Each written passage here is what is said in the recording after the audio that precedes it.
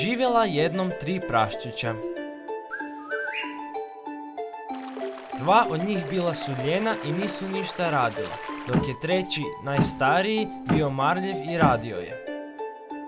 Došao je dan kad su se morali osamostaliti i otići od kuće. Najstariji je ponio puno stvari, dok su druga 2 brata ponijela samo osnovne. Prvi je sagradio kuću od slame.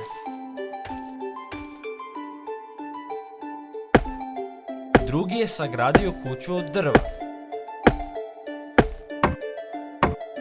Treći je sagradio kuću od opeke, na kojoj su mu se braća smijala.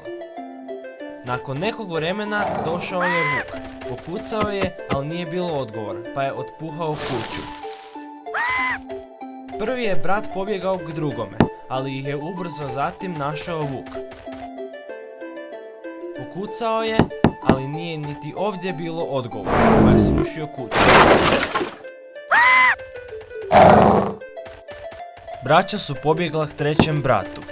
Našao ih je vuk, ali nije mogao otpuhati kuću, unatoč tome što je puhao i puhao. Ubrzo se popeo na krov kuće i sišao niz dimnjak, no nije očekivao da će stariji brat postaviti kipuću vodu. Izletio je i pao u jezero. Braća su napokon bila sretna što su se riješila vuka, te su naučila da se marljivost ipak isplati.